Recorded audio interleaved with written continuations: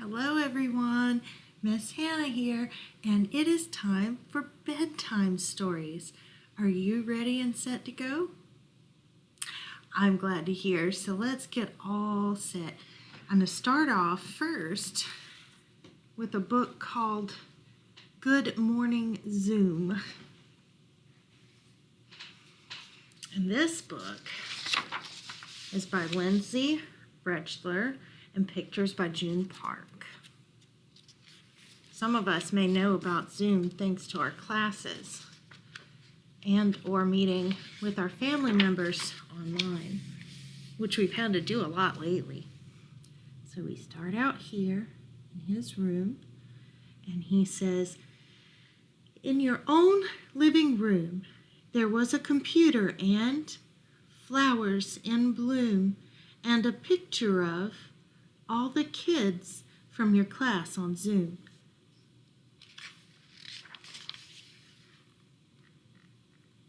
And there was your mom and dad and working on an iPad and grandpas and nanas waving to cameras and mom in her top she's been wearing nonstop, a pillow fort by the door and a game on the floor. And out in the street, you hear the sirens call and your cheers for the heroes helping us all. Good morning, room. Good morning, Zoom. Good morning, friends you hope to see soon. Good morning, light, and a world not quite right." You can tell that by Dad's face. See? Good morning, Dad, and his iPad. Good morning, Nanas. Good morning, cameras. Good morning, top. Mom wears nonstop. I'm sure there's a favorite shirt you wear when you're home. I know I have mine. Good morning, forts. And games of all sorts. What's your favorite game to play? Mine is the game of life. It's a lot of fun to play. It's easy to learn. Good morning, grocery store, and packages at your door, because a lot of us are getting deliveries now. See, Mom's got her delivery there. And look, he's showing his class the book that he has. Morning silence fills the air. Goodbye to sirens everywhere.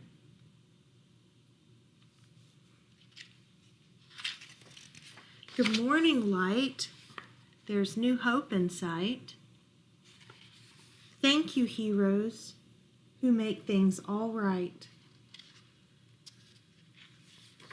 Good morning, room. Good morning, Zoom. Good morning, world. We'll see you soon. And then there's a little note about the book here. It says, Good morning, Zoom. It says it's expressing the emotions that you might be feeling during this pandemic. Your realities become very isolated with your parents, and many of your parents are still working from home and seeing friends and your loved ones only through the barrier of a screen. It's kind of a little bit scary, but on the other hand, we're learning how to do so many things we didn't know how to do before. And that's what the book is trying to tell you. You're learning a whole bunch of new cool things that you can do while you wait to start back your normal stuff. Our next book is about a bear. It's called The Big Trip, and it's by Alex Wilmore. All right, so The Big Trip. It's got little bear dancing all over. The Big Trip. This is Bear. Bear likes to strut his stuff. Bear had all the best moves and thought he looked so cool. He was probably the coolest in the whole forest. So cool, so cool. Bear never looked where he was going, but Bear didn't care. He was far too cool and important. What happens? It looks like here we've got animals trying to run out of the way. He ran into a beehive. He stepped on a crocodile. Looks like he's causing a mess. It didn't matter who was in Bear's way. He barged past Fox. Stepped on Tortoise. And sent Snake flying through the air. Poor Snake. Because Bear liked to strut his stuff everywhere, and he didn't care who was in his way. Poor animals, all going all over the place. Little Frog really looks upset. One day, Bear was out strutting his stuff, as normal, when he came across Moose. "Whoa there," said Moose.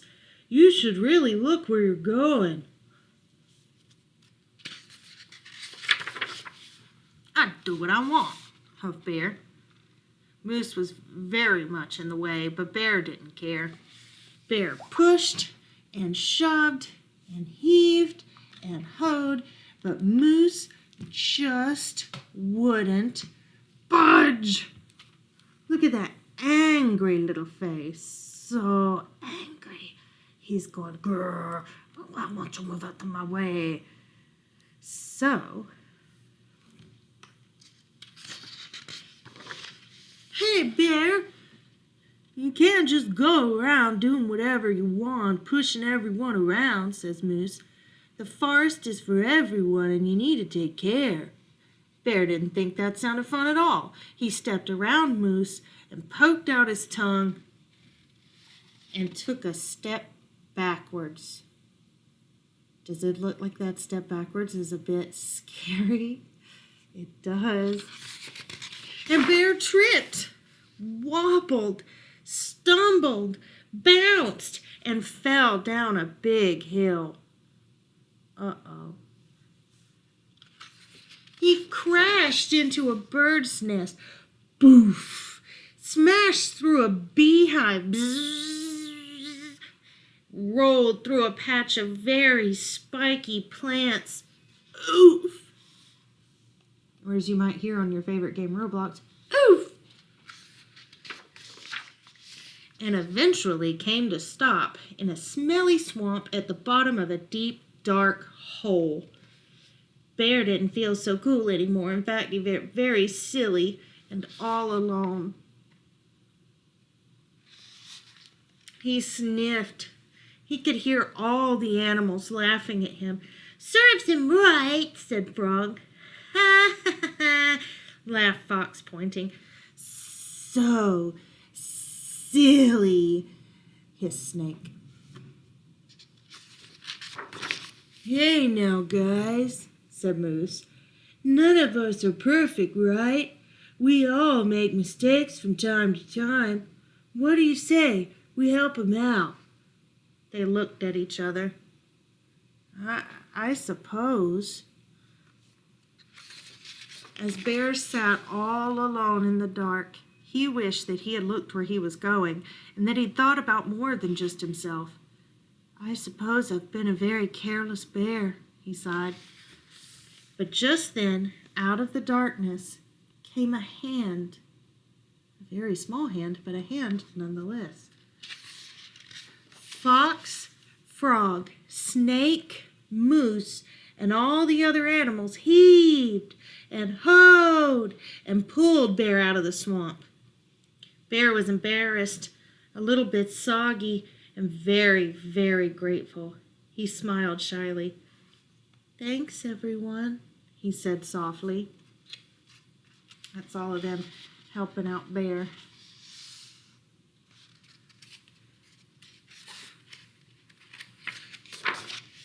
The very next day, Bear set about putting things right. There we go. Comfy? Excuse me, Croc. Just right. Now when Bear goes out to strut his stuff, he isn't alone anymore, and he always looks where he's going. Well, most of the time. Wah, wah. The end.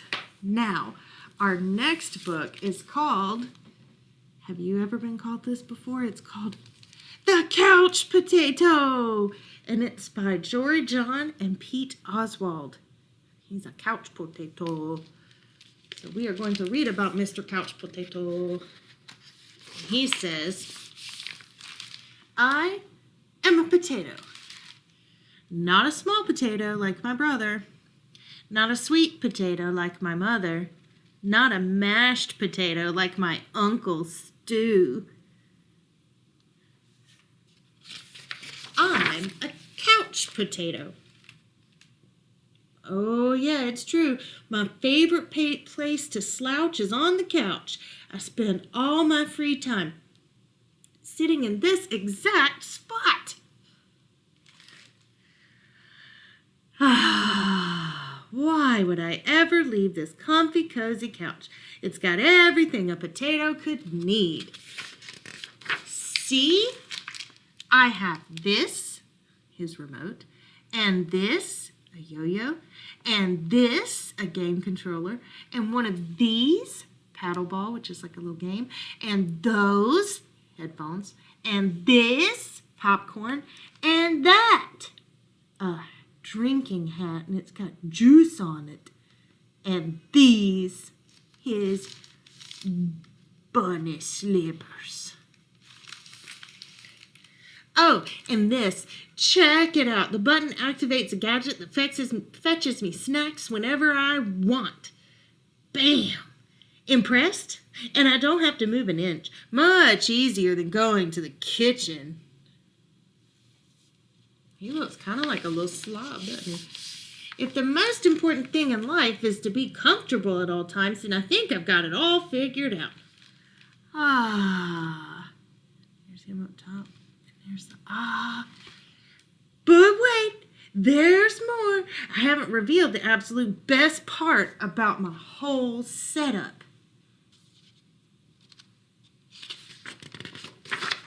It's everything you see in front of me. Have a look around. Take it all in. Pretty spectacular, right? Yes, it's a sea of shimmering screens from wall to shining wall. What joy! What bliss! Those screens feature my favorite shows. Fries, Mad Yam, mashed potatoes. This screen has all my unanswered messages. Blah, blah, blah, blah, blah, blah. These screens are where I play video games. And this screen is a live stream of my friend, my best spud for life.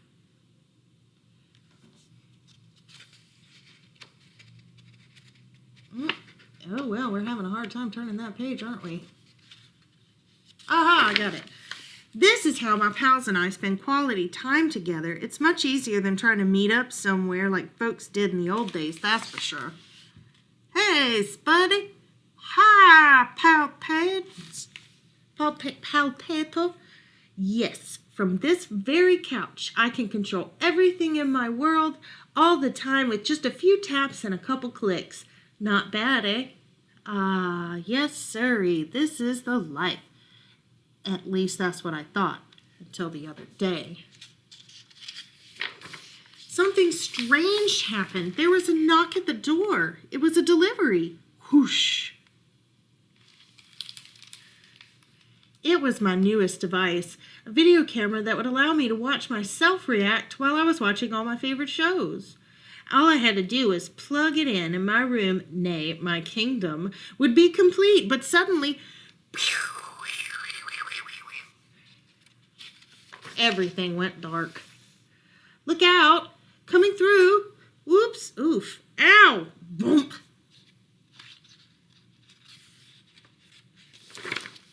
I made it to the window.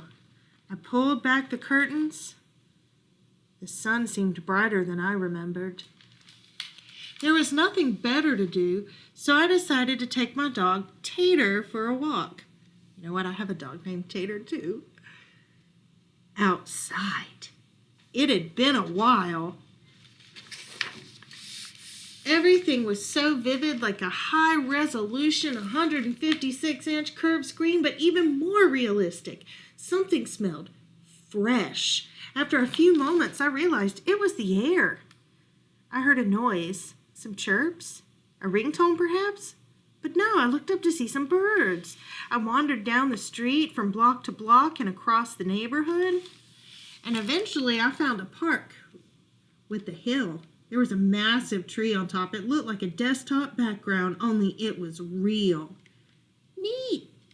I leaned against the tree. It wasn't as comfortable as my couch, not even close, but after a while, it wasn't so bad. Any worries about the power outage and what I might be missing drifted away. I wasn't thinking about my favorite shows or my unanswered messages or anything else, really. I noticed the stillness, the view, the sky, the clouds, the sunset, and those colors.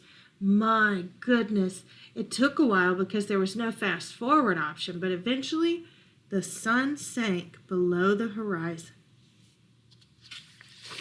By the time I got home, the power was back on. I sat on the couch. Whew!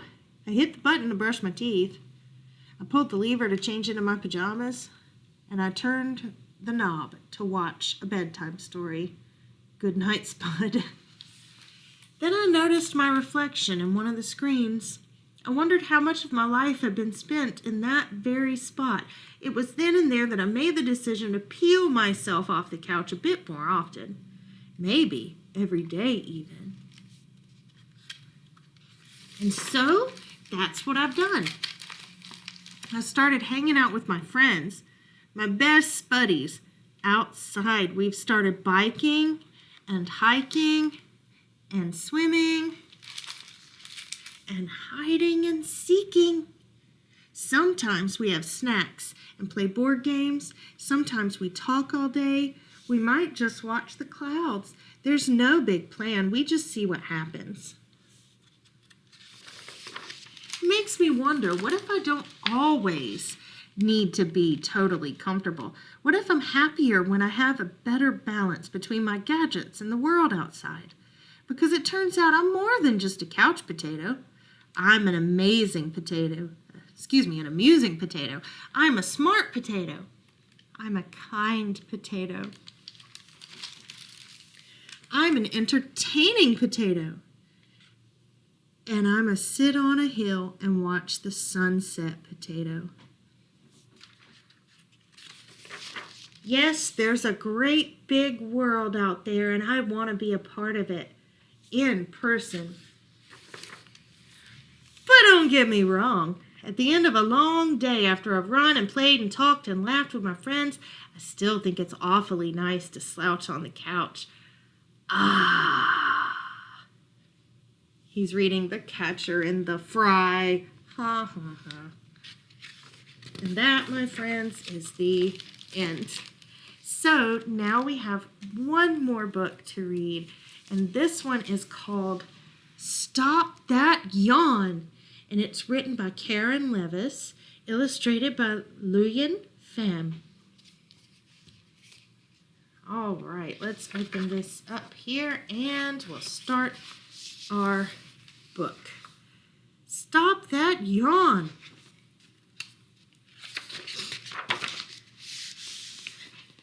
Gabby Wilde had had enough of bedtime. Yawn, curl, snuggle, snore. What a bore. She begged Granny to take her away from Sleepy Town. I'm tired of all these Z's. Let's go somewhere awake. Please, Granny, please. So they packed their toothbrushes, but no pajamas, and instead of tucking in, they jetted out. Shoo! Leaving their pillows and slippers behind, they practiced keeping their eyes wide open until they reached a place where beds are for bouncing, hushes are shushed, and it's never too late for ice cream. When the sun went down, Gabby Wilde was up. Up?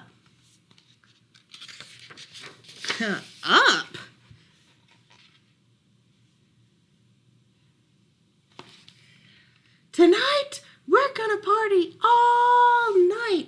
We won't sing lullabies, we'll hullabaloo. We won't count sheep, we'll rock around the clock. We won't say good night, we'll say what's up. Right, Granny? If you look here, do you see what that says? It's the all-night pickle palace. It says, it's never too late for pickles. And then here we have no sleeping in, where it says our lights are always on. And the thing says, no warm milk, no snuggly cuddles, please run in the halls. And then here, down here, it says, this way to Never Sleeping City Carnival. And Granny got ice cream from All Night Ice Cream. Right! But the stars were blinking, the moon looked cozy and quiet and peaceful. What do you think is going to happen? So cozy, so quiet, so peaceful. Granny's mouth opened wide. It grew wide, wider. Granny, no, we practiced. Grit your teeth, seal your lips, whatever you do, don't. Yawn. It was too late.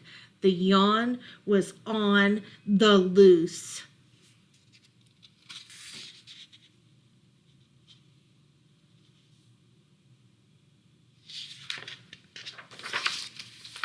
We did not come here for boring snoring, tweeting her whistle and swishing her clicky-clack hair. Tweet, tweet! Gabby Wild dashed through the streets. Tweet! Yawn. High-fiving leaves and rat-a-tat-tatting sticks on the bricks of the buildings. Quick, grit your teeth. Seal your lips. We have to stop that. Yawn.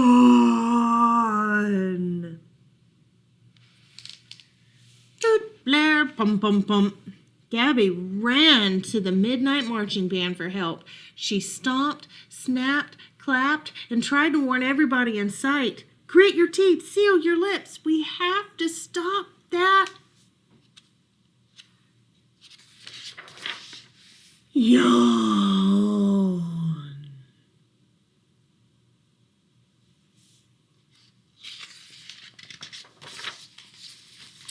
So she runs into the all-night opera. Let's see. Here we go. She's going to sing, shout. Gabby tried to get the all-night opera to belt. La, la, la. Using her tickliest feathers, wettest water, and funniest jokes, she fought to keep the audience awake. Yawn. Grit your teeth. Seal your lips. We have to stop that. Yawn. So they run out. Gabby worked hard to stop downtown from settling down. And to keep uptown up, she dinged the bell, ding dong, stormed the stairs, tip, tip, tip, tip, tip, tip, tip, tip, tip, tip, tip, and slammed all the doors in Never Sleeping City Hall. Until she found the Never Sleeping mayor. Alert, alert, ring the alarms, ding dong, ding dong, ding dong, ding dong. Grit your teeth. Seal your lips. We have to stop that. Yawn.